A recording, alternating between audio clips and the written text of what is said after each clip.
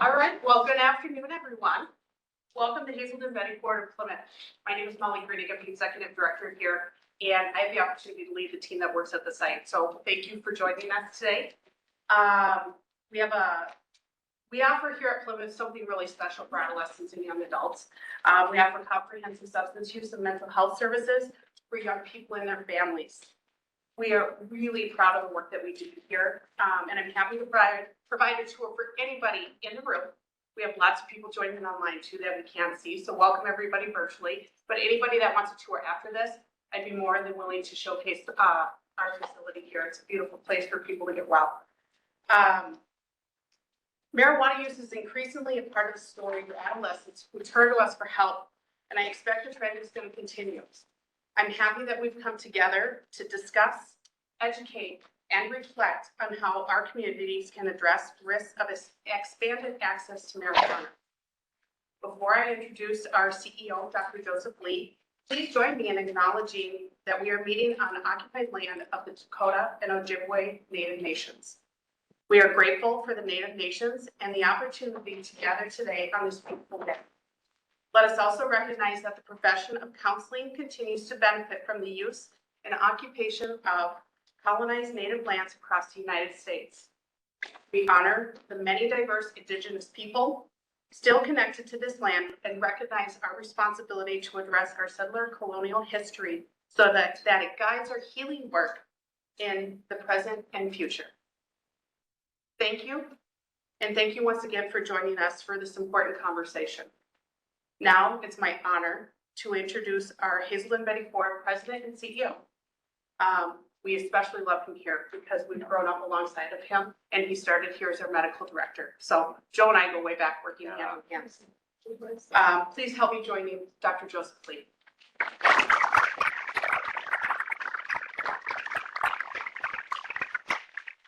Everybody joining us in person and online. My name is Joseph Lee. Please call me Joe. I'm a child psychiatrist by training, and adult psychiatry too. And I'm also board certified in addiction medicine. I still have to take a lot of tests every few years to keep that up. But the important point in that is that my heart is with families who are on this journey. Any family that I hear from at any point in the journey of recovery, my heart goes out to them. I have an immediate love and affinity for them because I know and empathize with their experience and all that they have to hope for. And so, looks like someone calling online. I don't know.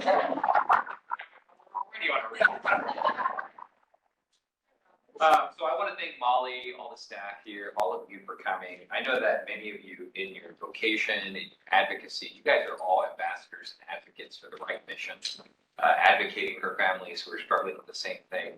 And so I just appreciate all that you bring to the table with your lived experience and all the things that you do to raise the voice of people who cannot speak for themselves all the time. This awareness hour, this forum is called the Awareness Hour. It actually started at the Betty Ford Center decades ago. It's the longest standing speaker series in America of this kind. And so this is just the latest episode of it. We're really proud to rekindle this pandemic because it's a great time to bring communities together again. And now we have a hybrid experience. So we have panelists and guests joining us online so that more people can partake in the discussion and learn from the advocacy points we're making. You know, today's conversation isn't just about policy. It's not about demonizing any one chemical. It really is a public health discussion. And let's agree on a couple of truths. And one of them is that any public health issue affects people disproportionately. There are always equity issues embedded in public health issues. So 10% of people in healthcare take up the majority of costs in healthcare. 20% of the people in America drink 80% of the alcohol in the country. And so this is not just a utilitarian rule or a policy or a referendum where the majority rules forget the rest. We must, when we're talking about public health, always think about the most vulnerable and not just the individuals, but the impacts it has on families and communities. That's why I know you guys are all here today. In my experience, and we're going to talk about these things, and these experts will shed more light to it. I remember maybe it was more than a decade ago, we had a few cases then of what we now call cannabinoid hyperemesis syndrome. So we would get these young people from across the country, and we didn't know what was happening because it wasn't really in the literature at the time. But they would be constantly taking hot baths and showers, and they would have nausea that was intractable; it wouldn't go away. And then, it was unfathomable at the time to link that to cannabis, but it was true. Nowadays, it's not that uncommon to see people in the emergency room. When I talk to emergency room physicians, they see it as a common thing. I talk to medical school friends who are anesthesiologists. They talk about how people who are cannabis users need many more times the amount of anesthesia that the normal person gets. So to say that there's no health impact whatsoever from this use is just not true. I had the privilege of seeing young families, young people from across the country, from families across the world, actually. And that gave us the advantage of seeing drug trends happen across. I saw fentanyl coming in before it came in. I saw, the whole thing with Bitcoin and counterfeit Xanax. And, because a lot of the kids that I saw were also very, let's call them entrepreneurial. They were very and I knew way too much about the price of heroin in Alaska and how people were getting it. But one of the privileges was being able to see some of these products. And so while everyone was talking about, well, hey, there's plenty of people who drink and smoke who don't have problems, I was seeing cases of substance-induced psychosis, a lot of them across the country, and trying to convince other psychiatrists at hospitals, this isn't bipolar disorder, this is actually because of cannabis. And really, they were incredulous. They would not believe me at the time. But now we see it so often that I go to any clinic and they're like, we're swamped with cases of cannabis-related psychosis. And so definitely as time has gone, the field has changed, our acceptance has changed. And while it is concerning that, more than 20 states have legalized cannabis, not just on a policy matter, but I think what we're all concerned about is what door does that open for commercialization of cannabis that follows the playbook of alcohol and tobacco that preys upon the vulnerable populations that we care about, right? That's the discussion. And I think that on the heels of that, we are also increasing awareness about the health effects of cannabis. And so you're going to hear from people who have passionate stories about their life experience, who have a passion for advocacy, who have a passion for science. And I hope that you all are able to glean some of their wisdom and share some of yours. So I want to thank all of you for coming. And before I get to our panel, I want to introduce our facilitator. He's a friend of mine. So it's always strange to talk to Jeremiah kind of in this formal way. He's a friend of mine. Little known fact, I actually didn't come to Plymouth as a medical director. I just came as a staff psychiatrist. I was going to do a year and then go back to Maryland and maybe work at Johns Hopkins or something. And fate had a different turn for me. And I became medical director just because I was doing media and we gave the title, and staff psychiatrist wasn't going to cut it. So I actually kind of backed into the role. And so Jeremiah and I got to know each other because he was our PR guy. And so he was, say this, how about this idea? We sound like together. So we worked together for a very long time, advocating for together. Very proud of the work he's done. He's the Director of Communications and Public Affairs for us. He's also on the National Board of Trustees for Faces and Voices of Recovery, which is a really important organization historically for peer support and recovery organizations throughout the country. He's an alum of the Hazelden Betty Ford Graduate School, and he's a passionate advocate. I know many of you know him. So here is Jeremiah Gardner.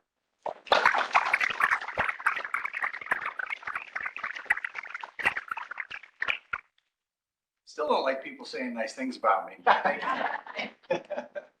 And thank you all.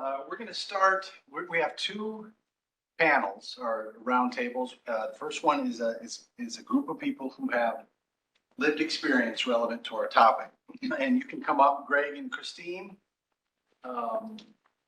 And this is exciting. We have a hybrid event, so not just the audience online and in the room, but we have panelists online and in the room. So Christine, welcome. Greg, welcome. And Tommy Rosen, you can turn your camera on now. He's all the way from California. And this is kind of fun. I think I need to wave. Hi, Tommy.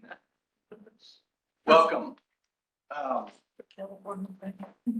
I think that, as Dr. Lee alluded to, we've come to, a lot of people have come to believe that marijuana is harmless. It's benign. It's just a plant. We obviously know that that's not, it may be true for some people, but for a lot of people, a significant minority of people, it comes with significant risks and sometimes even really significant outcomes, as Dr. Lee mentioned. And so our panel today is going to put faces and voices to some of those risks. And so with us in the room again is Christine Bathwaite and Greg Frankenfield, and online again, Tommy Rosen from California. And thank you all for speaking today. It's really great to have you here. And I thought about the next panel being an expert panel, but this is expertise too. Lived experience is expertise, and it's really critical that we bring that into the room. So again, thank you for being here. What I want to do is give you each the opportunity just to share your story, your experience and or your family's experience. And in Tommy's case, maybe personal and professional experience with the substance of cannabis. And Christine, let's start with you. If you could just share your experience with cannabis, but also maybe how it differed from your perceptions of the substance early on. I'll just turn the floor over to you. Sure. Hi, I'm Christine. I'm an addict. My drugs of choice were alcohol and marijuana. For purposes of this event, I'll focus on marijuana, but I think it was very easy for me to justify my use of marijuana because for reasons that a lot of people have said, you know, to me, it was the lesser of two evils. I was more peaceful when I was using it. It helped me meditate. It's a plant. This is something that's a healthier option. But just a little bit of background, I grew up in New York.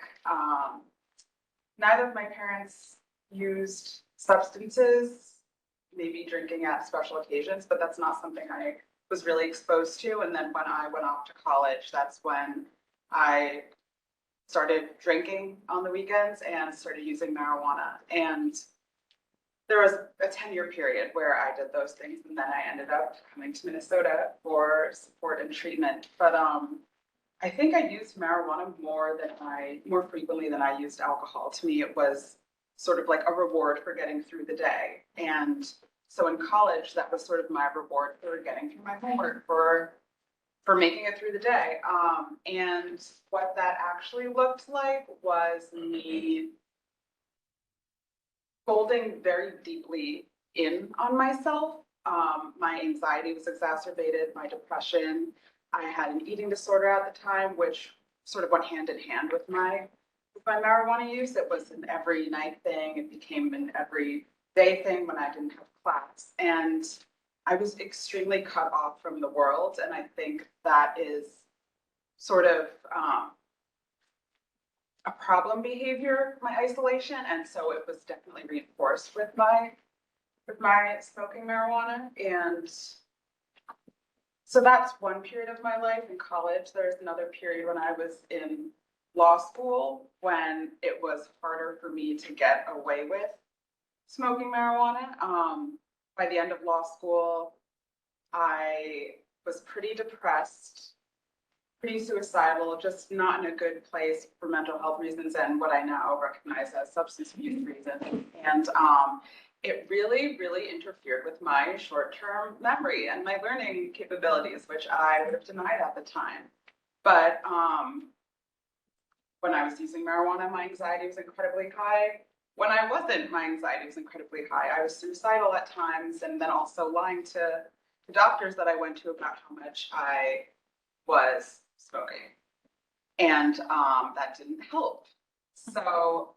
So that was another period of my life. And then I think the last period of my life was when I lost my job during COVID, not related to COVID, but that's a great excuse. But moved back in with my parents, had all these plans for how I just needed to get this job or these friends or move to this location and things would get better. And I really spiraled, actually. I sort of looked at the year of my life and things had gotten so much worse. And because I moved back in with my parents, they sort of recognized how much I was struggling, and they had not known that all that was going on. So it was really hard on my family. But yeah, the justifications kept me using for a while. And I think for me, well, now it's legal, which helps someone in my situation. But since coming to treatment and getting sober, one thing I know is that I have an alcoholic brain. So I'm only speaking from my experience, but for me, the word legal doesn't necessarily mean anything.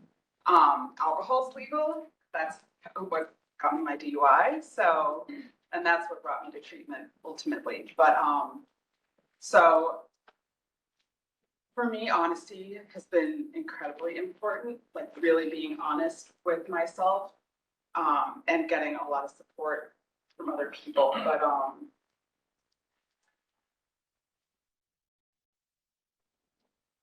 yeah. I could go on a little bit. Well, let me add, this is a big week for you, right? You're celebrating, it's a Oh, yeah. milestone this week. Tell us about the other half of the story. Okay, yeah.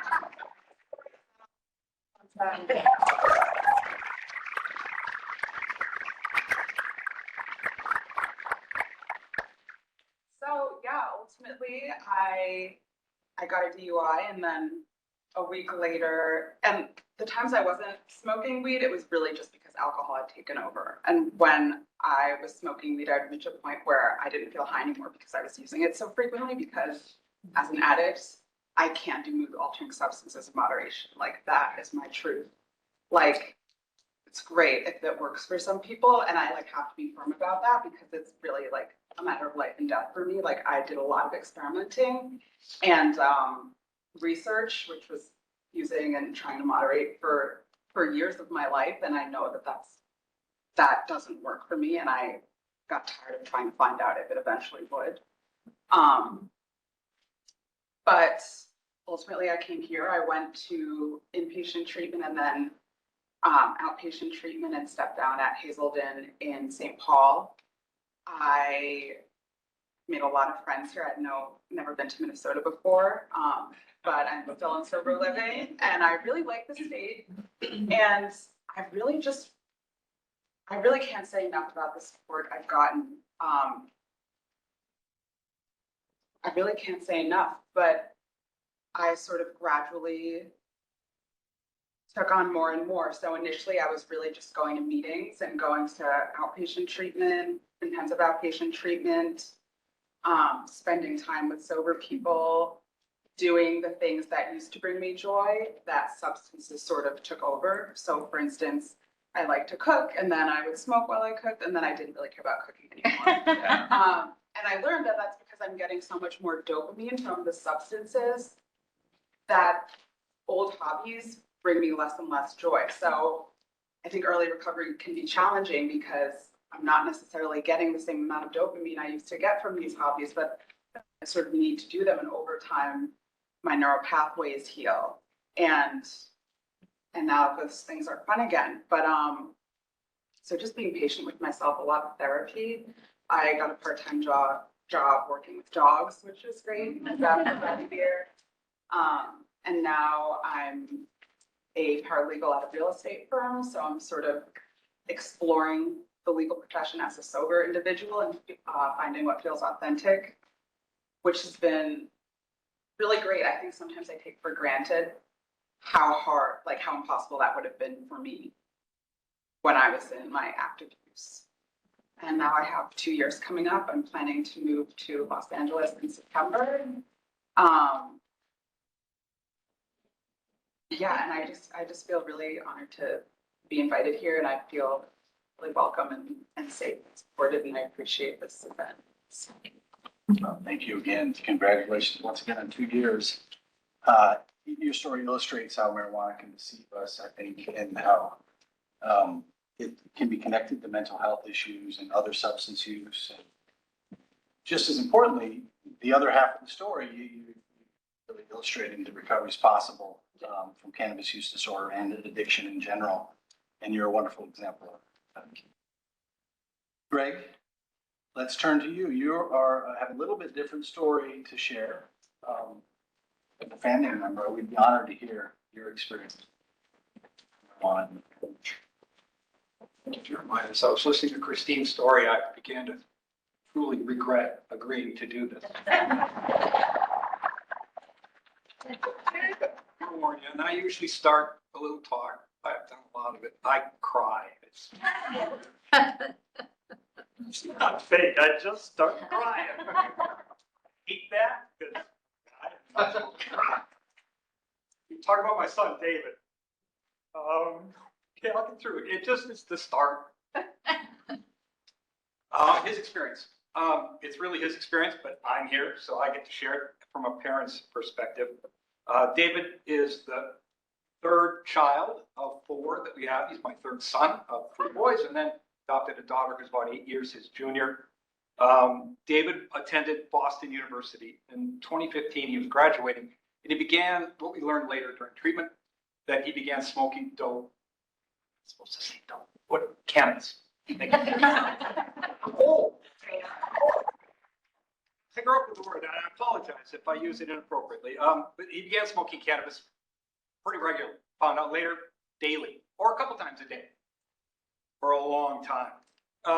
And so he graduated, and he came home, and he was going to save up to move to Los Angeles because he wanted to go into the entertainment industry. And he had 2 brothers, both out in Los Angeles at the time. So you need a little extra amplifications. It's not you, it's the room, so. Yeah, no, is it on? Is this thing on? Okay, great. So he came home to save money for a year. We agreed to support him for 1 year, and then he could move to LA once he moved to LA. So he saved up money. He was smoking the entire time he was home. We didn't really notice much. Seemed like the normal day, everyday David, you know, and we knew that he was getting high. He talked about it. Brothers all smoked dope out, smoked cannabis out in Los Angeles. So I'll never get it right. And so he saved up for a year, and we said, he rented an apartment in Los Angeles where he would go seek work. Didn't have any job going out there. And he got out there and spent 6 months looking for work. Now, this is Los Angeles pre-COVID. There was a lot of work to do. He couldn't hold a job. And we would talk to his brother to find out what was going on, and he was high every day. And Jake tried to recommend him to jobs. He'd never show up. He'd forget he's supposed to go. He wasn't trustworthy. It started affecting his ability to find work, find friends, keep friends, that kind of thing. He got 6 months. We were kind of playing hard-ass parents like you're supposed to do. And we said, all right, we're not paying for your apartment anymore. So he's very creative. And he moved into his brother Jake's apartment. Slept on his dog bed for another 6 months.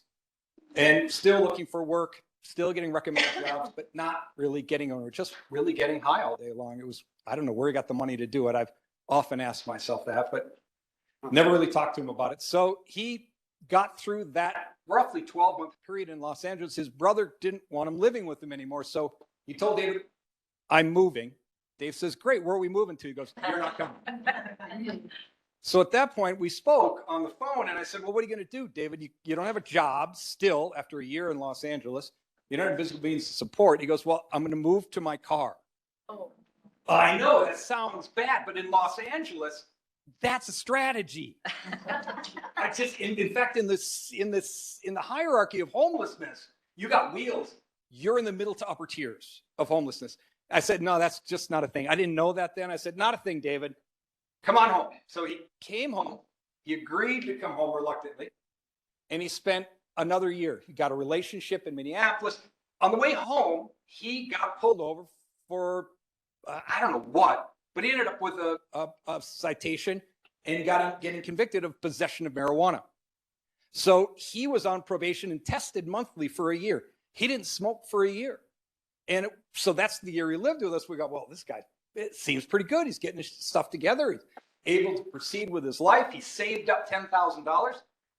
In July of the year following his conviction, he wasn't tested anymore, and he started smoking dope again. Lost his relationship, quit both jobs simultaneously, out of the blue, had his $10,000, said, I'm going to Los Angeles.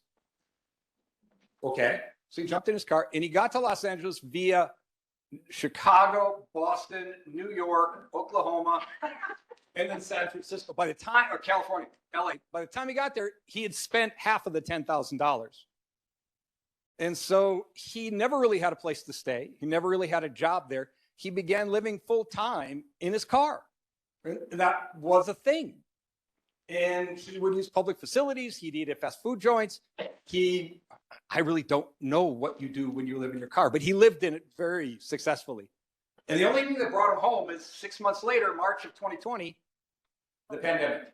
And when the pandemic hit, there's no place to live and to be homeless in Los Angeles unless they they were moving all of the homeless people into shelters because they didn't really want them out on the streets when LA was shutting down. So he literally got one of the last flights out of Los Angeles and came home reluctantly once again because he couldn't live there.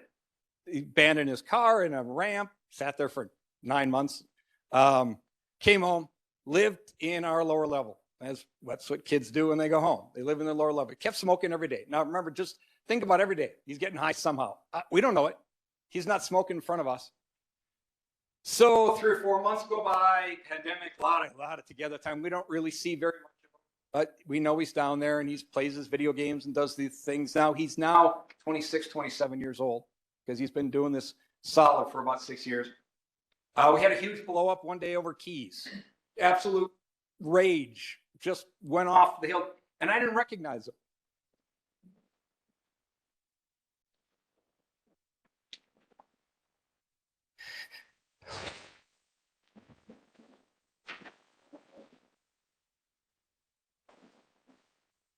Realized something was wrong. My wife and I were together on this the whole time. Realized something's really wrong. He stormed out. So we set him up in a rental house that we own about a mile away from us and said, in order for you to stay there, you're going to have to see a counselor. So we're going to take positive action. This is peak of COVID. Not a lot of counselors taking live patients. So we started hitting resources. We had friends here at Hazelden. We had friends around, talked to some chemical dependency counselors, found a counselor they recommended that he could see virtually.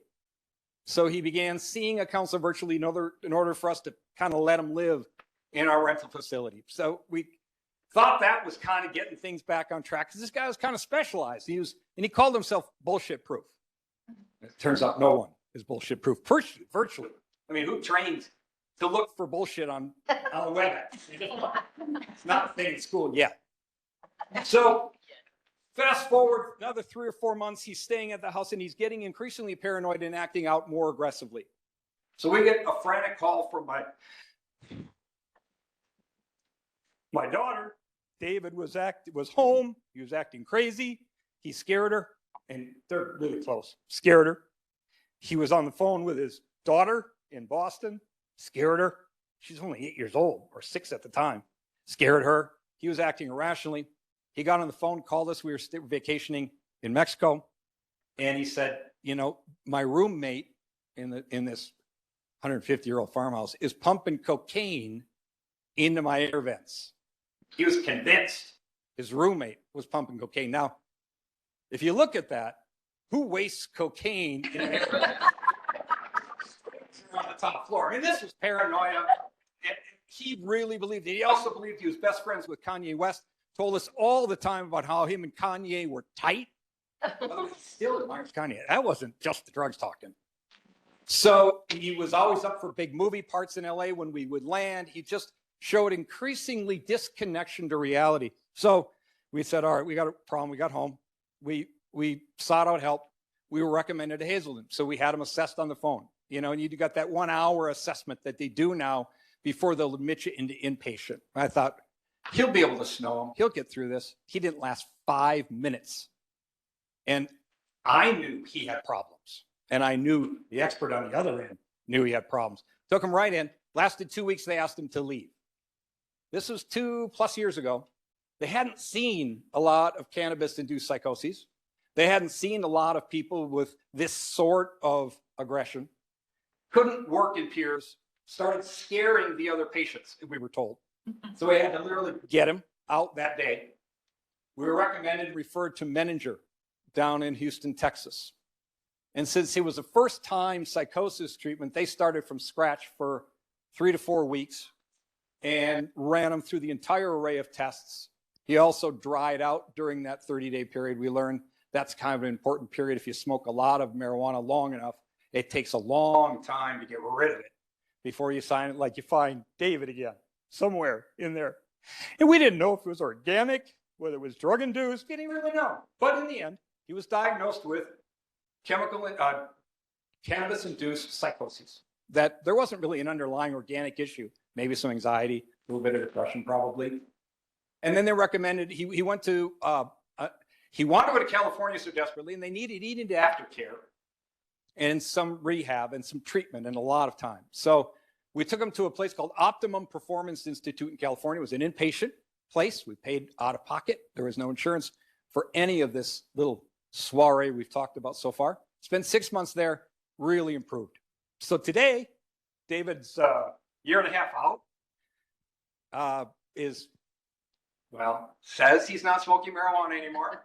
He's holding down a job. He's working at Riot Games as production assistant, living in his brother's garage. It's called an auxiliary dwelling unit. They all do that in California. And so it's perfectly natural, I guess. And he's having a much better life. He's lost, I feel like, What do we say, 6, 7 years? Got to catch up, because when you're an addict, you don't grow up. So he's working on that, but he's doing great. So that's my story.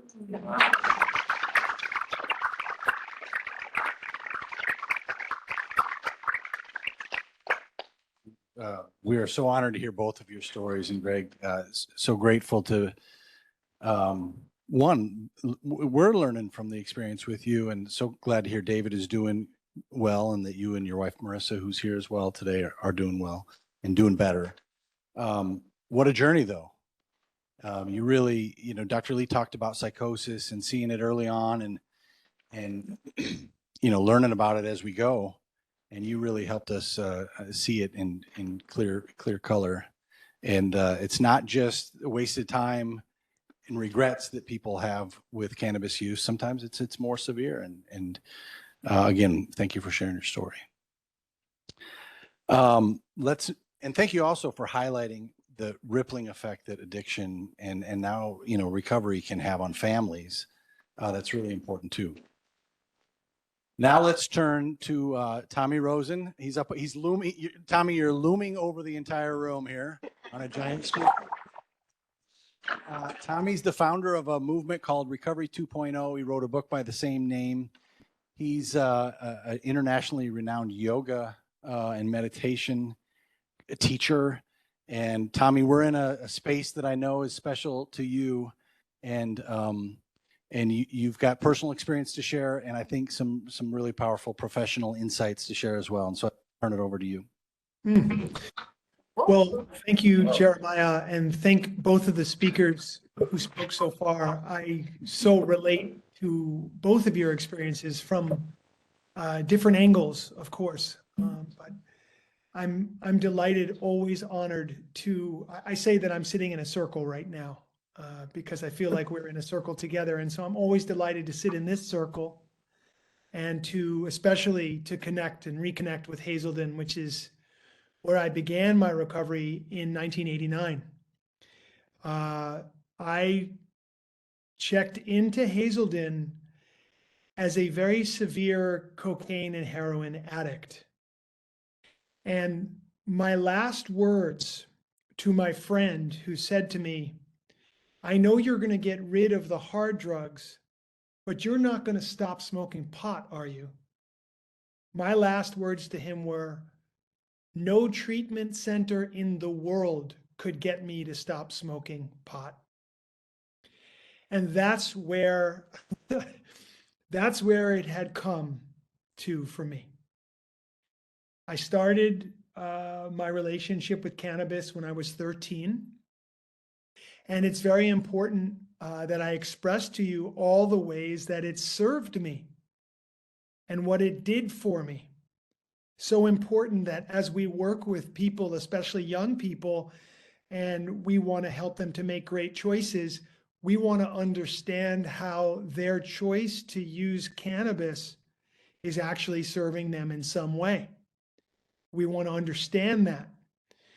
And for me, it was serving me in a couple of really important ways. I grew up, and if I like to say that everybody comes to an addictive behavior, which can become addictive, everybody comes there for different reasons. Some people come to addiction because they're depressed. Some people come with violence or severe trauma. Some people come for a variety of mental health reasons.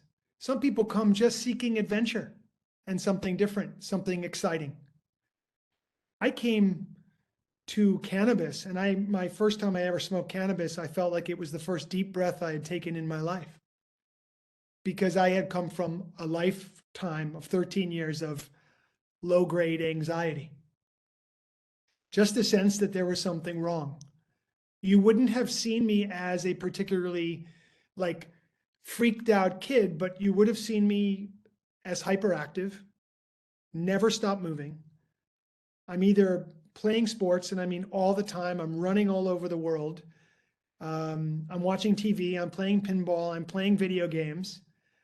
My diet was about the worst possible diet a child could have.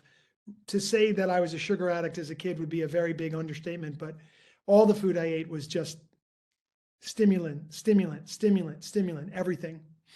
And so I was fueling hyperactive behavior, and I was hyperactive in my mind. And so I had this low-grade anxiety going on. And my pattern was reach out, get high, crash, return to my baseline. All I know of myself is an anxious person. My baseline is anxiety. Reach out, get high, crash, return to the baseline. And that was really the story of my entire childhood. And when I found cannabis and I felt the sensation of being high for the first time, I felt my body and my mind relax. And it was incredible. It served me in a big way. Now, what I did not understand was the price I was going to have to pay for that. Cannabis is one of those very interesting drugs where it isn't going to necessarily kill you immediately. It's not an opiate. It's not severe alcoholism. And you don't come to the kind of marijuana psychosis that this gentleman spoke about his son experiencing. You don't necessarily come to that immediately, though I realize some people do. But for me, back in the day, and for many, many others, you could go a lifetime of smoking pot and your life wouldn't necessarily implode in a way where you were going to have to do something about it. And that's a really interesting characteristic of cannabis that we can't forget. Yes, it's different today. It's much stronger than it used to be. But it really is one of those things that many or most people who use it feel that they can just use it for a lifetime and they're never going to have to do anything about it. That's how I felt as a teenager. This is serving me, it's giving me something, and there's very little price to pay. If there's any price to pay, I'm not aware of it. As my use of cannabis continued, I started to become aware of some of the consequences, though I would not have called them consequences at the time. Things like, wow, I really don't seem to be able to get anything done. I have a lot of thoughts and desires and dreams about doing things. I feel like I'm a creative, capable person, but I just don't seem to be able to apply myself in a way where I can get anything done. It's very, very frustrating to live that way, to feel that you have capability, you have creativity, and a desire to do things and be engaged in the world in a meaningful way, but you can't really see these ideas through, and you're not sure why.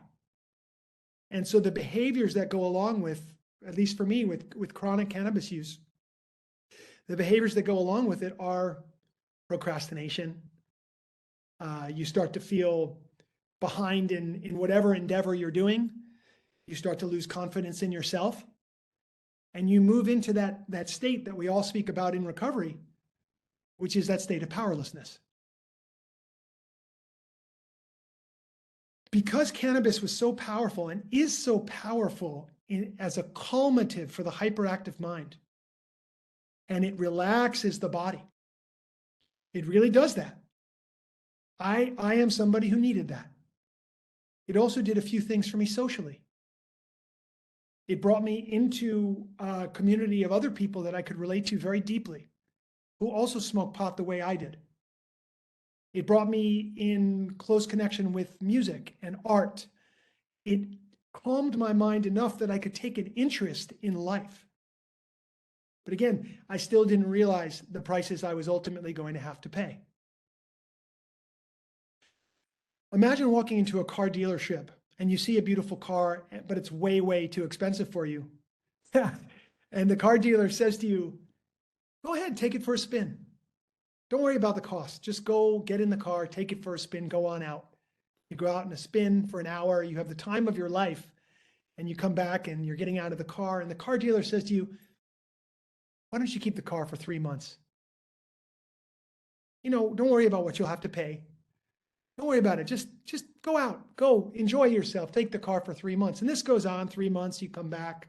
He says, listen, why don't you take the car for another 6 months? And you're like, I'm starting to worry about the price here. He's like, don't worry about that. There's nothing to worry about here. Just, you're enjoying yourself, aren't you? Well, keep going. Keep going. And so this goes on, and maybe a year and a half, 2 years down the road, you show up and he presents the bill. And you're like, this can't possibly be right. I can't pay this.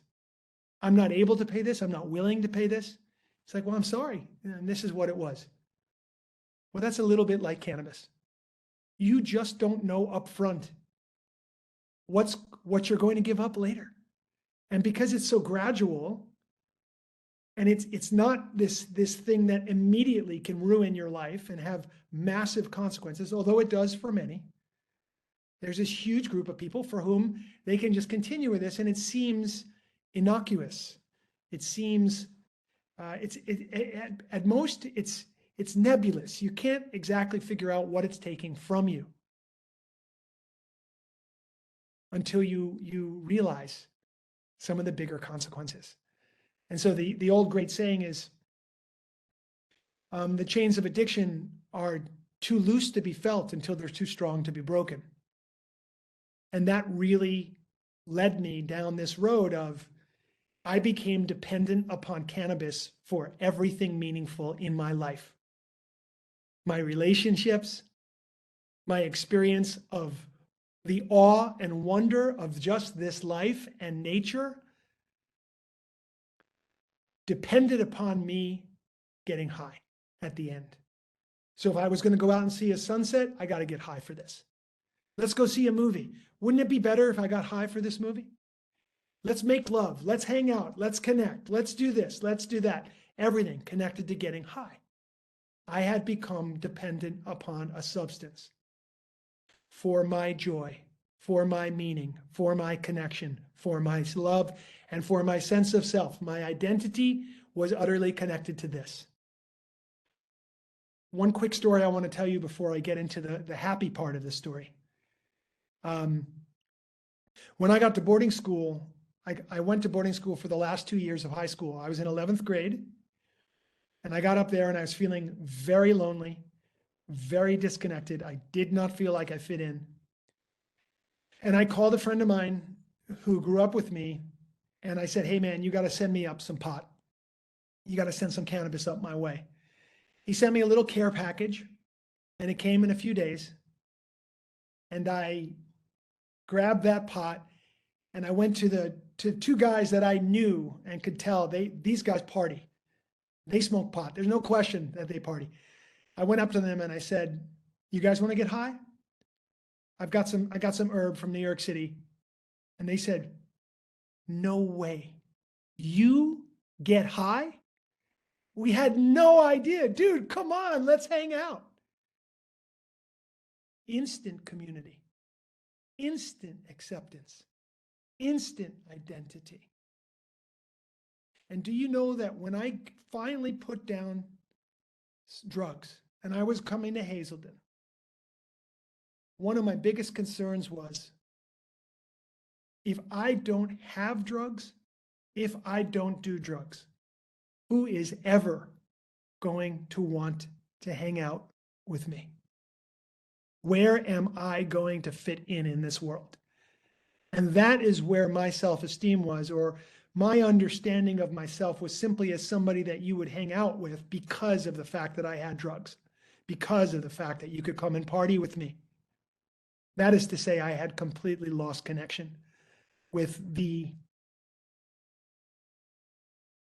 gifts and the joys of being me, of all the things that I had inside that I wanted to express, that I could be, of my lovingness and my kindness and my heart. And all those things had been pushed aside. Then I came to Hazelden. My last words, as I told you, I'm not giving up smoking pot, not for anybody. But a couple weeks in, 2 weeks into the experience at Hazelden, I changed my mind.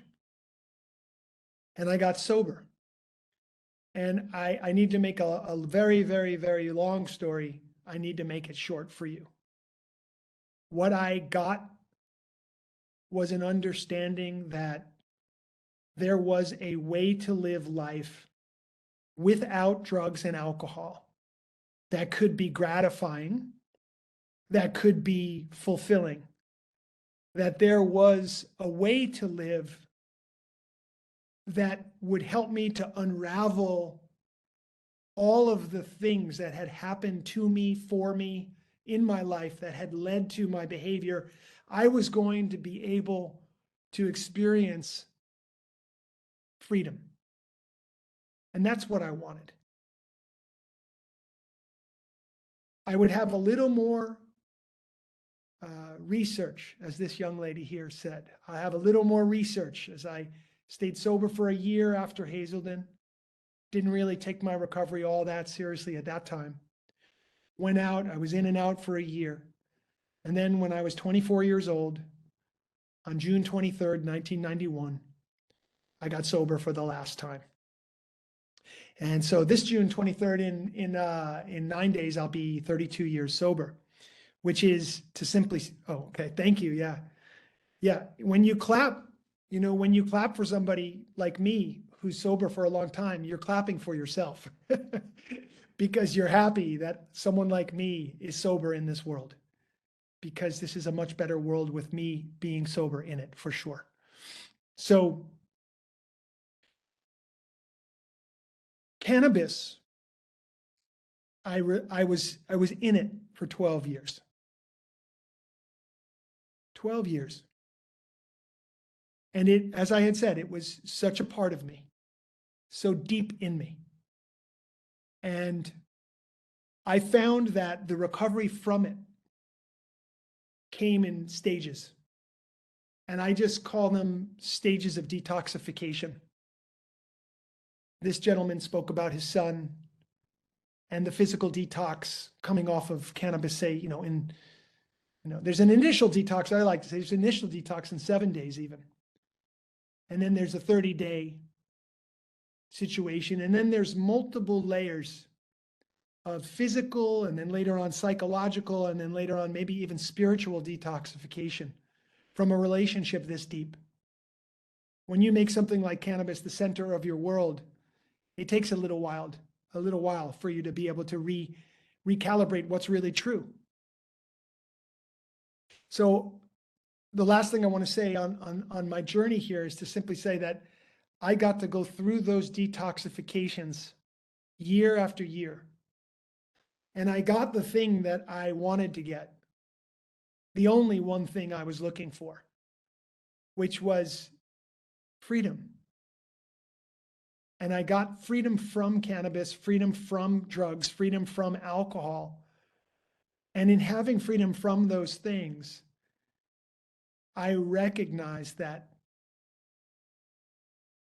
everything I had done to that point in terms of my recovery was just the beginning of my recovery. And now the real work was going to start. That I was not just interested in abstinence from drugs and alcohol, but I was interested in something even much, much, much more than that. And that my drug addiction had become something that I looked at as an unbelievable gift that humbled me to the extent where I could begin to do the work of becoming truly a free human being and to pursue and to attain the state of yoga on a 1 day at a time basis, which really means union and freedom. And so the pursuit of advanced recovery or sustainable recovery, the idea that we are going to have to look at our relationships, that we're going to have to look at our body, our relationship with food, our relationship with people, that we are going to have to be in a meaningful existence in this world and to live in the joy and the wonder of life every day was going to take a technology, processes, principles, practices. I didn't just want to be a person who was sober. I needed to be a person who was thriving in life. And I felt that that was important for everybody. Because one of the things that I see in recovery, in recovery circles, is I see people who have been able to achieve that freedom in terms of abstinence, but not yet find contentment and find true peace. And so that's what Recovery 2.0 is. That's the work in the world that I do. On the cannabis note, we just released a program into the world called Life Beyond Cannabis. And it's a 6-week, 6-module program, complete with meetings, peer support, a whole incredible selection of videos that you watch, philosophies, practices, yoga practices, breathwork practices, meditation practices, getting to meetings, having group coaching and peer-to-peer coaching, the whole thing. And it's a 6-week program that you go through that we designed for anybody, anywhere to be able to access.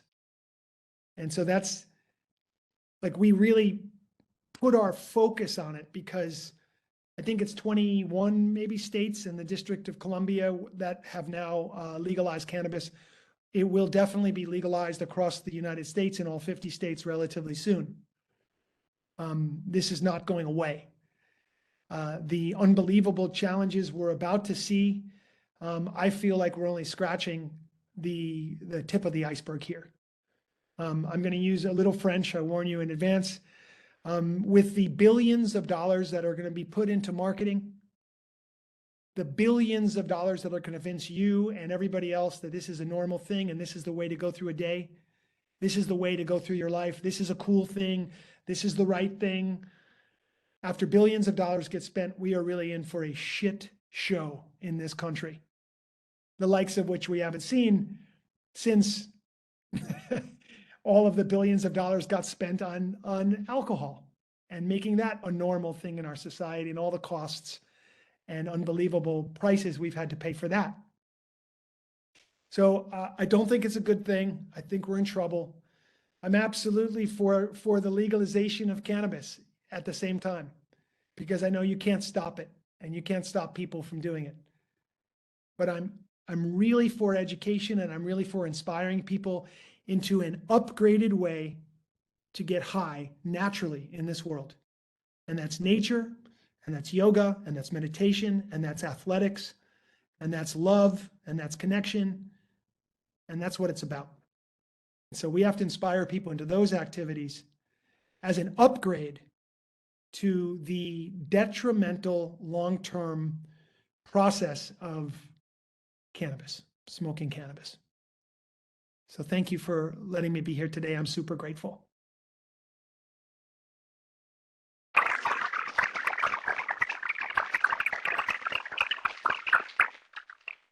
Thank you, Tommy, for your work, and we're honored to be part of your story. And let's give a round of applause to all of our.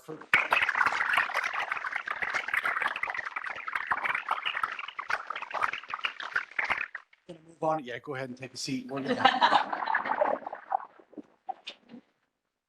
It's time now to transition to our second panel, and I want to introduce one of the most extraordinary people I work with and know. She's our chief medical officer. She's a voice for recovery, a Navy veteran, and OBGYN. She got her MBA last year on the side. She's a member of the American Society of Addiction Medicine. Please welcome Dr. Alta DeRoo.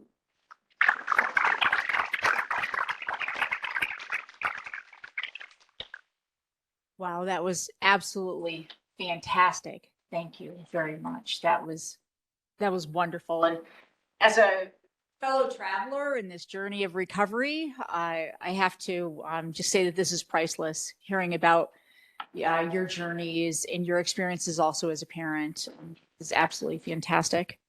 So can you hear me okay in the back there? All right, awesome, wonderful. So we have another powerful group to feature now, and I'd like to invite to the front of the room Dr. Michael Parks and Dr. Portinga, please come on up. And then right here on the screen, we have Dr. Kevin Sabet there, so welcoming you there.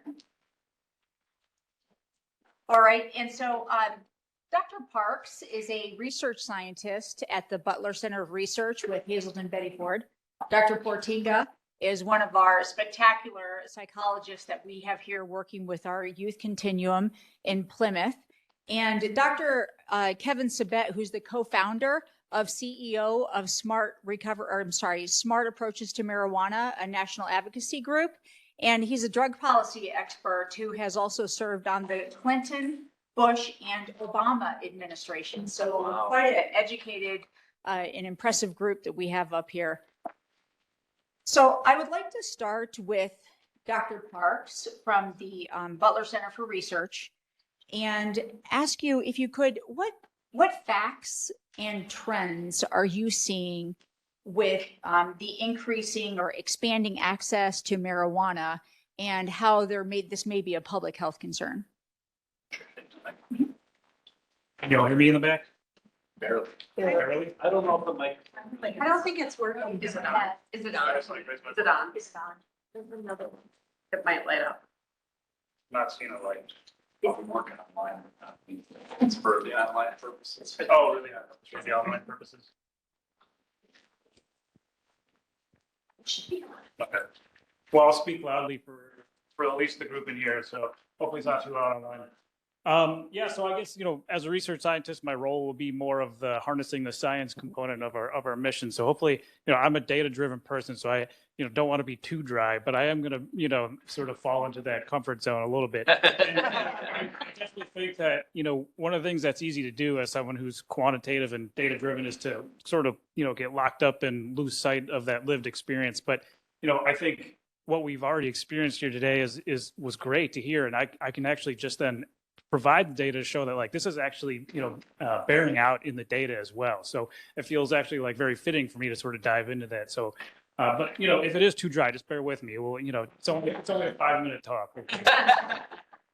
Yeah, so I think when it comes to harmfulness, I think that's one of the major things to think about when it comes to what we have in epidemiological data. So some of the main sources of data we have would be Monitoring the Future study, which is one of the main studies that NIDA, the National Institute of Drug Abuse, uses to track things like youth use over time. It's a study that's been going on since 1978. It's a representative sample of 8th, 10th, and 12th graders. It's a representative sample of the U.S. They actually then 12th graders, follow them all the way past age 60. So this is really one of the main sources we have. And there's been really historic levels of perceptions of harm. So, and actually in the opposite direction. So only about, I think, 30% of 12th graders currently see serious harm in regular cannabis use. That's actually one of the lowest prevalence rates of that measure that study has ever documented.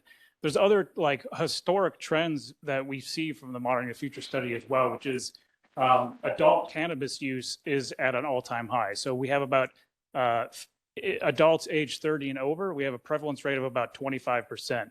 I am a research scientist, so I have these numbers here, so I'll make sure that I use the exact numbers. So, 25% in the past year. So that's past year use. So that's a pretty dramatic prevalence rate. And then for 19 to 30 year olds, so young adults, we're seeing some of the most dramatic trends. So the highest level that we've seen in the Monitoring Future study since 1988. So past year use is at 43%, 30-day use is at 29%. And some of the most dramatic increases have been in vaping cannabis, especially in the past 2 to 4 years. So, I'd say that those are some pretty dramatic trends that I would definitely like to highlight from a public health perspective. And, something else to highlight for young adults is we're seeing dramatic increases in near daily use. So like I said, we hear these stories and, this is really bearing out in the data as well. So something that Joe brought up in the beginning too is that any public health story really is going to have some dimension of disparities and matters of equity. And it's something to highlight that, you know, the data definitely show that prevalence rates increasing most among those who are vulnerable. So people who experience depression, anxiety, we're seeing those most recent increases in prevalence occurring among these groups. There's also something we did with the monitoring future data where we looked at protective factors. So things that really sort of help to protect against drug use, as an example, we're seeing, you know, vaping of cannabis highest among groups of youth who have the lowest levels of protection. And so, you know, I think that's also something to highlight, that as we think about, sorry, I forgot his name, but talking about, you know, ways to thrive, you know, if you think about sports and meditation and ways to cope, you know, those are the types of protective factors that are critical for, you know, that type of measure. And then I think finally, one thing I'll highlight is something that also was discussed already, which is we're seeing an increase in the prevalence of using cannabis to cope. It's one of the most prevalent motives for using, and that prevalence rate has increased over time, particularly among young adults. And we even see that during the pandemic. So we have some data where we gathered during the pandemic, and we found somewhere around 60 to 70% of young adults in the US reported using cannabis to cope. And that's, you know, regardless of past cannabis use. So, you know, I think there's other things to consider, which is why people are using cannabis. And a lot of that is, you know, things that were brought up already from the lived experiences. So like I said, hopefully I kept it under 6 minutes and the data didn't bore you too much. So that's pretty much what I think I would highlight.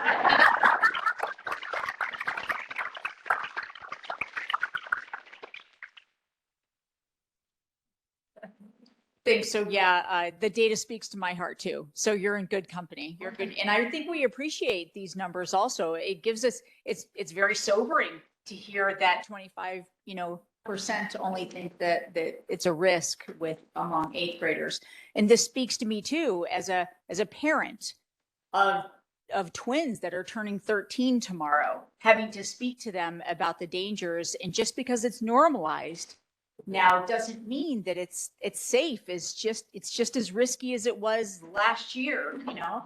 And then also those numbers speak to me as an OBGYN, you know.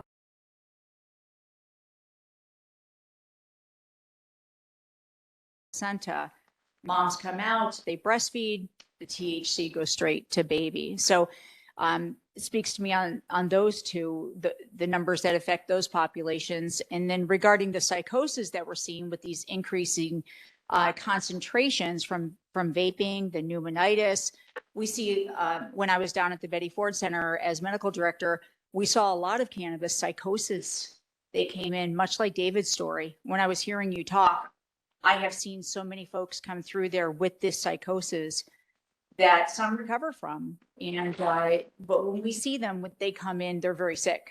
And so we're seeing this with the increasing concentrations that you can't necessarily control with vaping. And also thank you for mentioning the disparities linked to mental health and the vulnerable populations that were using it. So awesome. You're in good company with all that data. All right. So let's go to Dr. Portinga, a colleague, and has worked here in this building for over 30 years. Is that correct? 24 years. Okay. All right. So can you share with me the trends and the perceptions and attitudes that you're seeing among youth in this population? Yeah, thanks. And thanks for the opportunity to talk today too. So hearing these stories, I got to say it completely changed what I wanted to talk about today. Yeah. I have a 50-year relationship with cannabis. And I can tell you in 1977, I failed intro to drawing. It's supposed to be the easiest course in college, right? I was on the dean's list at the time, and I failed intro to drawing. I went to the professor. I was extremely angry. I demanded an explanation of what was going on. And she looked at me in very deadpan, said, Tim, you missed half the classes, and when you were here, you were stoned. And I was enraged. How could this possibly be the case? How could this possibly be happening? So I'm going to shorten this up dramatically. A lot of years later, I ended up in treatment, and I got to say, cannabis cost me a solid 10 years. Started college in 75, finished undergrad in 91. Right? So had to do some repair of the GPA along. So I want to talk a little bit about my experience as a clinician now. I've had the opportunity to do hundreds of mental health assessments over the years. Whenever I'm doing that, I'm always very careful to do chronology around the beginning mental health types of symptoms, also when people started to use and what substances they were using. And I always have to compare and contrast back and forth because it impacts how you do treatment planning and what long-term recovery is going to look like and what the major issues are probably going to be. So I can tell you in 1999, the majority of my patients were talking about doing their first sort of substance use with alcohol. That was pretty much the norm. It was available. It was what they were around on a day-to-day basis. It was pure accepted. Their friends were doing it. Usually, they would run into cannabis. I would hear them talking about 16, 17, kind of later years in high school, pretty much the norm. So I can tell you now that's pretty much flipped. The majority of my patients are starting using cannabis. That's the first substance that they ever use.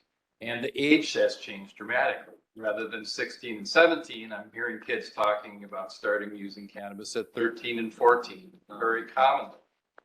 Younger, certainly. And I can't emphasize to you how much of a difference this makes long-term in terms of developmental kinds of concerns. There's a couple of big issues here. First of all, cannabis is considered safe. These kids think that they're doing something safe and accepted, and there's multiple ways of doing it. Back when I was getting high, you spoke pot. That's what you did. Now we use vapes, and we use carts, and we use gummy bears, and the potency ranges from 5 to 99%. Very dramatic differences. And the story about the psychosis really touched my heart. I've worked with a lot of kids in that situation. APA, American Psychiatric Association, says that when people use cannabis at stronger than 10% THC content, which is virtually all cannabis nowadays, you have a 5 times greater risk of developing psychosis than what you would have had back if you were using back in. And that's absolutely true. You see it on a common basis. It's a significant risk. So I want to say a little bit more about parents and families, if I can throw that in, and I'll wrap up with this. Whenever I hear parents talk about this, it always catches my attention because cannabis is so easy to hide, particularly now in the vaping kind of scenarios. Used to be you could smell it coming when people are smoking. Really not the case anymore. And when people are getting high, they tend not to do dramatic things. They just sort of disappear. They isolate, they withdraw, their emotions get smaller, their aspirations get smaller. They pull back from friendships, they start to not quite do as well in school. Their lives continually get smaller and smaller. And in order to deal with that, they develop a rationalization. They spin a story to tell themselves why this is happening. And over time, they start to believe that story.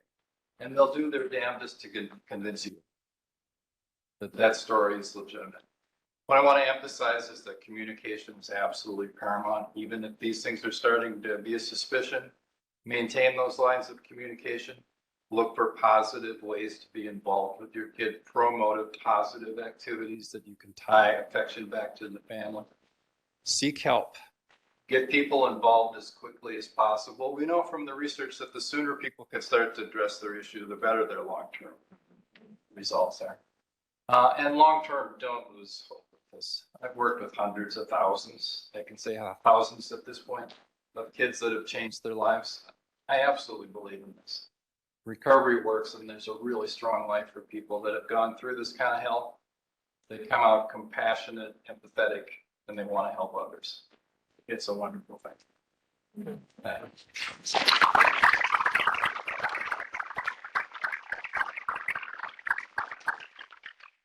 That was wonderful. I really appreciated the hope part there at the end because, a lot of us, we carry the concern, but knowing that our kids can get through this it's really important to hear that from an expert who has seen all of these folks. So thanks for sharing with us your direct experiences and the voice that's coming from the kids that are here. Awesome. All right, so now I want to turn our attention to Dr. Kevin Sabet. Dr. Sabet, thank you so much for being so patient with us during this time. He's from Smart Approaches to Marijuana, and he's been a great presence nationally with potent state affiliates here in Minnesota and elsewhere. And nowhere else in the United States does anyone have a better handle on the landscape for marijuana. So Dr. Sabet, I'm looking up there because that's where our camera is. The room here is filled with people from Minnesota, where the legislature has just approved cannabis for recreational use. Online, there's people here from many states. And I was hoping that you could share with us your perspectives, things that we can do to protect public health amongst the increasing rising access to cannabis. Thank you so much for that really kind introduction. It's an honor to be with you, and been such an admirer for so long of what Hazelden Betty Ford is about, and we've worked over the years with Jeremiah and the whole team, and it's just been wonderful to work with all of you. It's been great. It's bittersweet right now in Minnesota. We fended off legalization for so long. It was just really by a hair this time because we were really outspent by millions and millions of dollars, which I'll talk about later, how that is relevant. But I am grateful to the many recovery advocates and other prevention advocates and others in the audience today. I know many of you are there who really fought this for a very long time. We're really in an unprecedented moment right now. We are about, for the first time in more than a century in our country, we are legalizing a drug that had previously been illegal, an intoxicating drug, a drug that in some ways combines, you can argue, the worst parts of our legal alcohol and legal tobacco. We're walking into this really blind. We are doing so with such a reaction to some of the previous wrongs. I mean, I don't think anybody in the room here thinks we should be arresting people and locking them up for small amounts of marijuana use or even other drug use for that matter. And yet we've seen how powerful that argument to rebut that has just swung totally to the extreme in the other way. And we're really embarking on something without thinking through the consequences. We know, and it's been great to hear everybody. I love going last because I get to hear everyone else's wisdom before me. As was just mentioned, we know that today's marijuana obviously is not the marijuana of the past. And the people who are making a lot of these decisions and are forming leadership on this, whether it be heads of, individual states or, legislators or others, they're really, most of them coming at it from the time, remembering marijuana as something that was a lot more benign. Not totally benign, because we can still hear about stories from, the Haight-Ashbury days, and David Lewis and Daryl Inaba and others talk about how they would deal with marijuana sort of related psychoses in the 60s and 70s. But the level that we're dealing with now is completely unprecedented, really something we've never seen. And that's because we've just learned to obviously manufacture marijuana a lot stronger today. And if you think about and you look at sort of what the typical marijuana user looked like 20 years ago versus what they look like today, we're talking orders of magnitude different. It's basically the comparison that John Calkins talks about that I like to use, is it's like comparing the amount of caffeine from one 16-ounce bottle of Coca-Cola back then to 33 mediums, grande, I should say, Starbucks cappuccinos today. That's the difference in the amount of THC and the amount that the volume of consumption being used by the typical user. Just think about that for a minute. One can or one bottle, a 16-ounce bottle of Coke, 33 medium cappuccinos. That's the difference. And I don't think a lot of our lawmakers really understand that. I also don't think they quite understand that we're basically dealing with an industry that is taking almost every single part of their playbook from the playbook of the tobacco industry. First, it's purport it as medicine.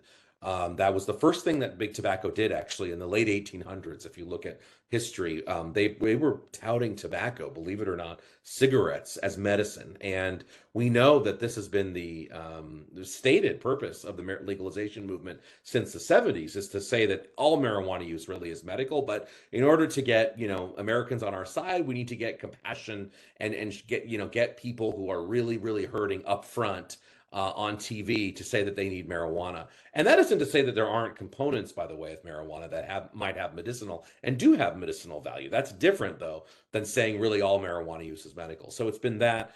It's been using celebrity endorsements. That's exactly what big tobacco did. It's been candy, marketing it to kids, and in palpable ways, flavors, candies.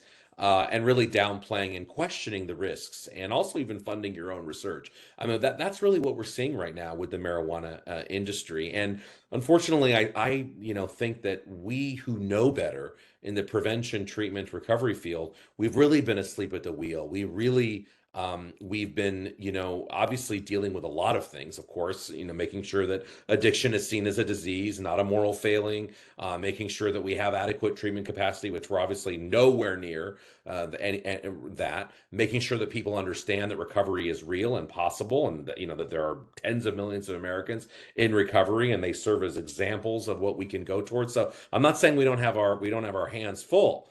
And that isn't to even speak about the legal drugs, which, by the way, a lot of the reason why our legal drugs are dangerous is because they are legal. It's not even necessarily the inherent harms of those drugs. It's because their legality leads to more use, normalization, and promotion. And so that makes it more harmful. There's no question what is more harmful to society, tobacco or fentanyl. To society, it's tobacco. There's no contest there when you look at overall cost to society, number of people using. But obviously, on the individual level, we'd rather have someone smoke a cigarette than obviously use fentanyl on a micro level.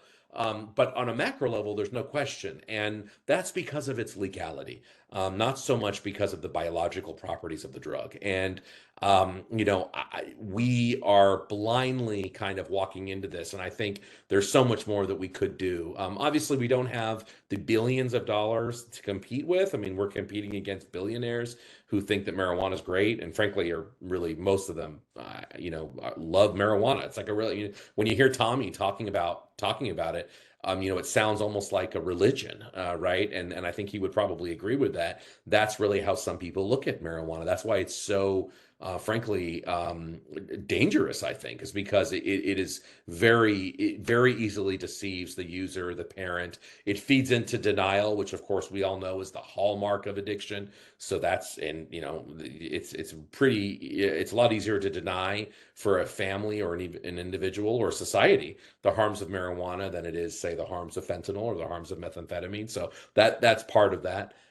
So we really have this dilemma because we obviously, we sometimes as Americans, we have this false dichotomy of either a war on drugs where we have to lock people up and look at addiction as a moral failing, or legalization. That's the choice that's been presented to us in legislatures and in the federal government. And so that gives us a dilemma because and I think it actually silences a lot of people. They're not really sure what to think because they don't want a war on drugs, but they know in their gut that, promotion and multi-billion-dollar companies promoting THC, it's probably not a good idea either. So it sort of cancels it out, and many of us stay silent. And that's really been to our peril. That's been a real problem, and that's been a big challenge for us.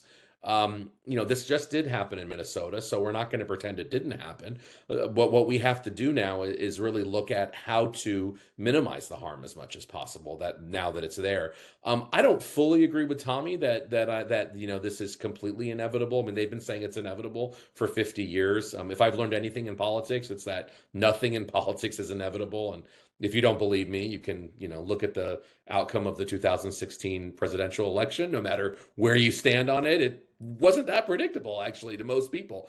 So politics, anything can change in politics. And this has really become an overly political issue, unfortunately, rather than being led by the science.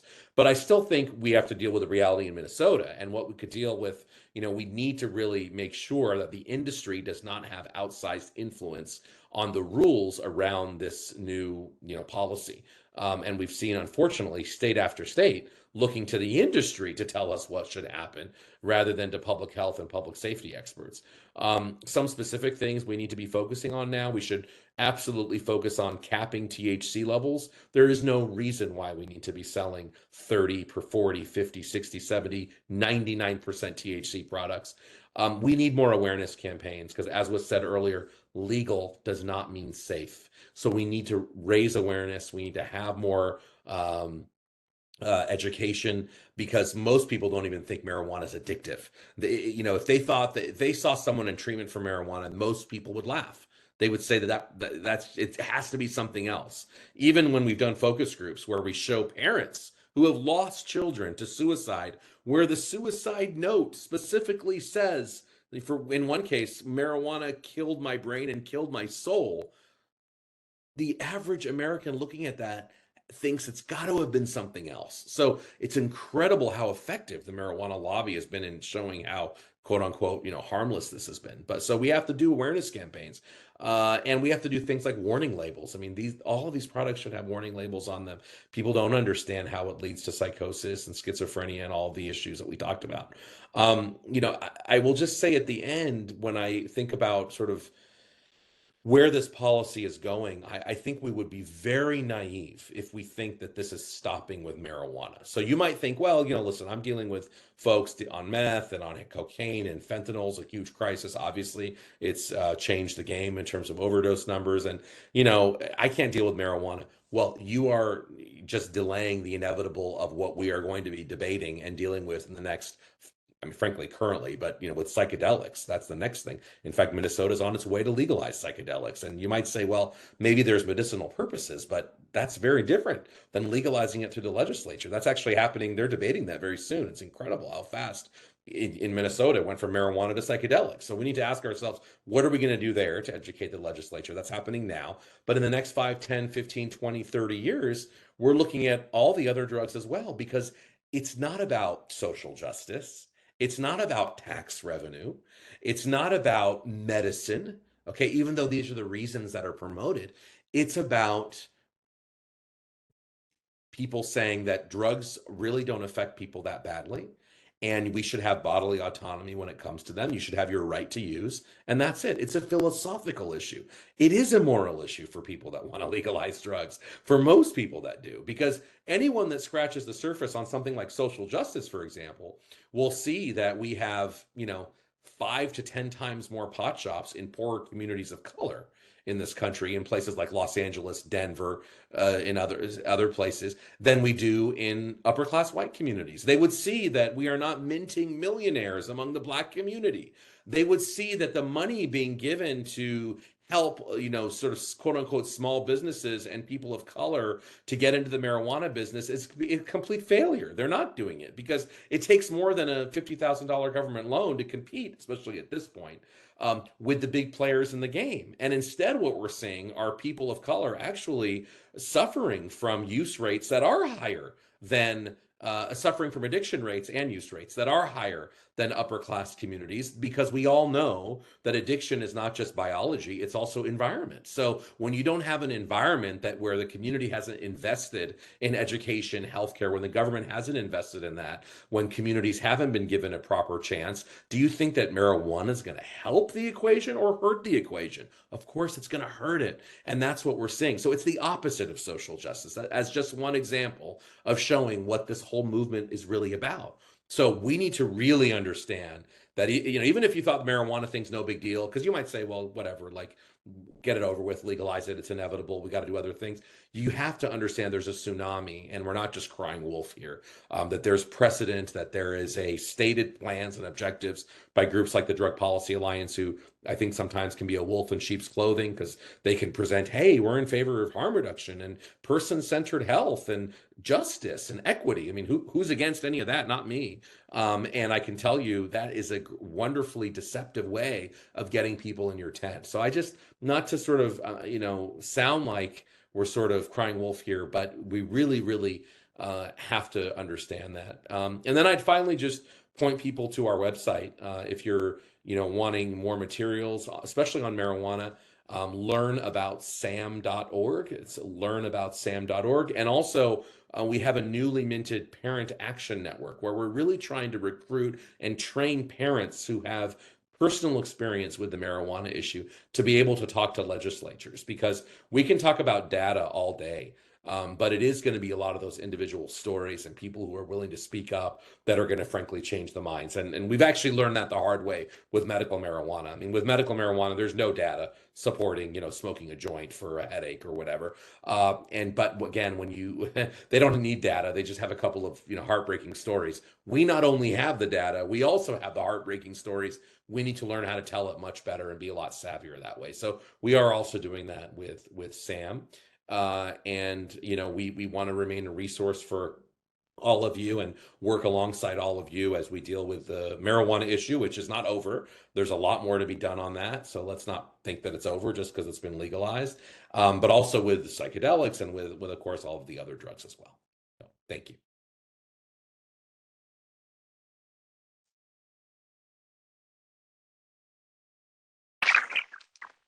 Dr. Sabet, thank you so much. You were speaking directly to my heart. I loved everything that you had to say. It's obvious that you are a happy warrior for public health. So this is absolutely fantastic. I feel like I have a colleague out there. Yeah. So this is wonderful. Thank you for all of that. And thank you for almost single-handedly providing a balanced national narrative for this in your approach to smart marijuana use. So thank you very much. Thanks for being with us today. All right. So, if time, I would like to ask our panelists here, if you had any piece of advice that you would like to give to parents, teachers, or other about what we're venturing into with increased access to marijuana. Do you have any of you have any last thoughts that you'd like to share? Well, let's see. Let's go back to my comfort zone here a little bit. But, I think something to consider is, at least in Minnesota. So when we talk about expanded access, what we see cannabis use prevalence much higher among youth who use other substances.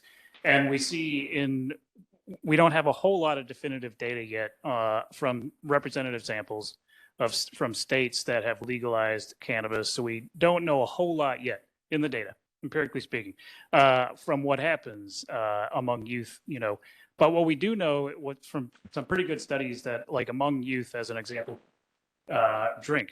Cannabis use has gone up in states like Washington State after it was legalized. And I'd say in a state like Minnesota, we have a pretty high prevalence of binge drinking or alcohol use in general. I think we're like third highest in the country behind North Dakota, and I think Wisconsin's number one. And I think it's something to consider. I think like as we legalize here in Minnesota, that could be something that's like throwing gasoline on a fire, but we don't know. And I think. As an empiricist, when it comes to data-driven statements, I can't go beyond too much, beyond that. But I just say I think it's something to be aware of, particularly when you think about, nicotine use and vaping has gone up dramatically, and most youth are using cannabis via vaping, and concentration is extremely high when it comes to vaping cannabis. All that, and you think about the epidemic of loneliness and depression among youth. There's potentially a lot that could unfold, but I don't have data to speak to it directly other than, something to think about. Thanks. I just wanted to tag on to your story about your son. One of the things that stood out to me was even though things were getting complicated, you maintained communication. You stayed in touch. You didn't tell him it's my way or the highway, or I'm going to cut you off, or I'm going to leave you behind. You maintained communication, continued to stay engaged, and you continued to have influence, even though things were difficult. And I just really want to put that out there. We're battling this paradigm shift, and if I could just be really blunt about this, we've always thought that you need to draw these firm lines and draw boundaries and kick people out of your home if they won't go to treatment or if they won't go along with this program. But that works in such a small percentage of cases. And the bad side of that is so dangerous. You lose communication, you lose the ability to influence your child or parent or partner, whatever the situation is. It's so important to maintain a finger, to be in some kind of contact and to be able to keep that going. Sometimes we need coaching, right? Those are difficult communications. Sometimes it makes sense to reach out to people. One of the biggest things that happens to families that are suffering with substance use issues is that they start to isolate and get ashamed and think somehow this might be my fault. You have to maintain your composure, work on your own health, and then continue that communication. It's probably the biggest thing. Awesome. That's great. Just a thought. I should be. And Dr. Sabet, did you want to contribute any last thoughts? Well, I mean, I just think if people want to get involved, go to learnaboutsam.org, go to parentaction.network, and there's plenty to do, and we really need your voice because right now we're being drowned out by the industry and voices that are not promoting public health or safety. So thank you.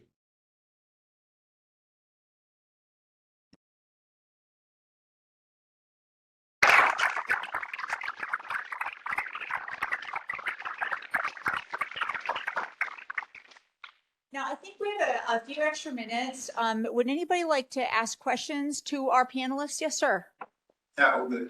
Sabet, you did what I was hoping that would be done, because as an African American or person of color or BIPOC, this thing is left off. I mean, I'm talking to you, is that where do you get your research on the people that Greg Jones and I run a program called Turning Point. And it's the Afrocentric program known nationally. I want to thank Hazelden Betty Ford because we're doing a lot of work with you. So don't get upset. But you left us out. But here's the real deal. What Betty Ford, Hazelden Betty Ford saw, Dr. Lee saw that we've got to also work with programs like Turning Point. Everything you said is, I've got that problem. My clients have the problem, the psychosis, all those kinds of things, and we don't get that type of help for the most part. And so I want to ask you to give me your number so we can talk to you. That's okay, bro. But we've got to get more and more help, because as soon as, our clients are already saying marijuana grows from the ground. It's growing from the, hey, why are you telling me I can't do that? And you can't, because of the things that we've talked about today. I've got to infuse that into my program, and I know others have to do the same thing. So if y'all could talk to me a little bit about how do you work with the whole cultural specific service that we do, the research that we do, and when you come in, it's co-occurring, y'all. It's not just someone smoking marijuana, it's co-occurring, it's on both sides. And they're doing alcohol and drugs at the same time. Yes, So, absolutely. No, that's a great point. I'm not sure if you can all still hear me there. Can you hear me? Yes. Oh, good. Yeah. So it's really key. We'd love to work with you. We need your voice. And the other point you made about the multi substances is key too, because we hear all the time, well, if we legalize marijuana, it's safer than alcohol. People are going to use alcohol less.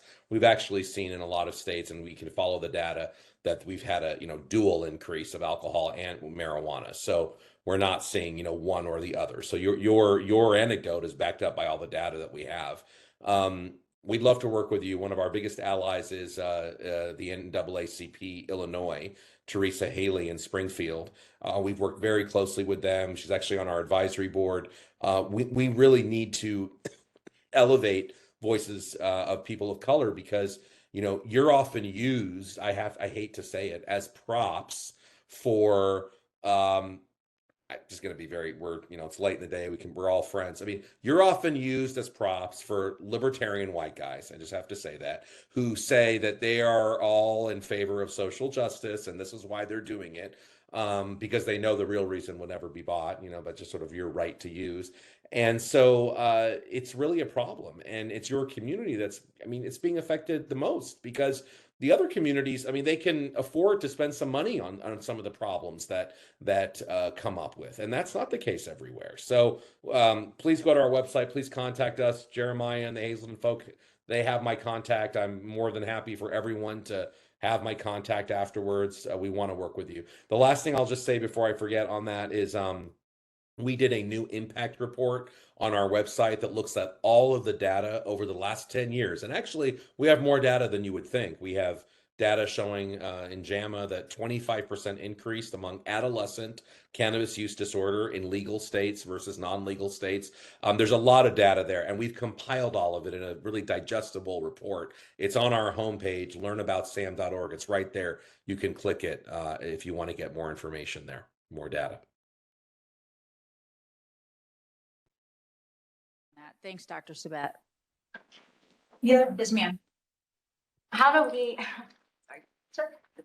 we make what he's saying so that the whole population hears it, not just like us or people that work with, cannabis use disorder or alcohol and drugs. And as far as the boundaries are concerned, I work in an inpatient psych unit, and they still are on that track where after a while, you got to establish boundaries if they're going to keep using. And how does that look? And so is that just to use for 18 and up, or is it the whole board, youth and everything? When do you say enough's enough after how many dealing with it? But I agree with the youth, it's different. And then just getting out the real statistics and research as far as long-term use, what it does to your brain, what age, what it does developmentally to you, because you're not fully developed yet. Does it increase depression? Does it make it worse? Does it make your anxiety worse, in the long-term effect? Are you going to get cancer, throat cancer? All this stuff. Is there research on that? And that needs to be given to these kids. Yeah. And everybody. They need to know that. And I think that will scare them, just like the fentanyl, the heroin that they hear and see. All that stuff. Sorry, I'm very passionate. Yeah. So what I'm hearing is everything that we learned here today, how can we share this with other people that need to know? And is there research with these facts, that this is harmful, and how to get it out? Because not everyone is going to go on that website and see that or want to, or it needs to be known. There is research in some of the things that you've stated. As an example, we know that using it at a certain age does affect the developing brain, differently, and has long-term consequences. There's definitely research on that. I think one thing I'll say is that there's research too on health communication that it's not easy just to communicate research findings. So one of the things you have to do is craft a good message. And someone had brought this up. Tobacco industry is taking a page, the cannabis industry is taking a page out of the tobacco industry. But I think as researchers, as practitioners, we have to do the same. We have to take a page out of the tobacco control book and apply it to cannabis. Of how do you communicate this message and translate, research findings at a population level, do it well so it's digested. And I think we're just starting. We're trying. Before it gets to the point where it's, I just want to jump on real quickly with this. So most of us are familiar with tobacco addiction.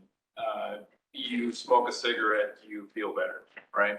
You feel more relaxed, more comfortable. Well, the truth is it doesn't make you relaxed. It stops your withdrawal, right? And then you slowly get back on the track where your withdrawal sets in. You get comfortable, uncomfortable, you get irritable, you're wearing the hair shirt, where's my next one? So what I would like to suggest is very similar with cannabis.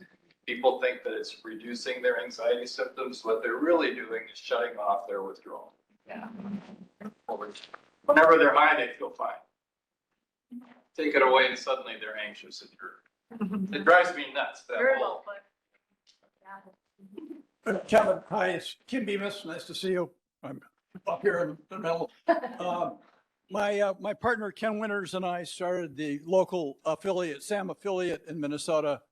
And if you are actually looking for good marijuana related research, you can look at our website, SAMMN.org, SAM in Minnesota. Look at the research tab. We have lots of very recent research, and it's wonderful. I've got to tell you, it was a huge slog at the legislature, and we educated, we talked, we stumped, and the politics was a tidal force. And there wasn't much that we could do to move that. They limited testimony in committees to 90 seconds to 2 minutes, so you really couldn't say much. We talked to a lot of legislators, and they just got strong-armed right out of the things. We had amendments added to the bill. They all got stripped out in committee for things like warnings for pregnancy and other things. It's completely frustrating because of the work that we try to do, and the industry just took over, and we're going to have to figure out some sort of catastrophic event here to change people's opinion on it. Thanks for that insight. I mean, that really lets us know how hard we fought up at the legislature. Okay, great. So thanks everybody for attending tonight. Thanks for all your great questions, all your shares and your stories. I think this is really impactful. Thank you, everyone, everybody online. And yeah, it would be great to do this again or see what good things come out of this. Right. Thanks, everyone.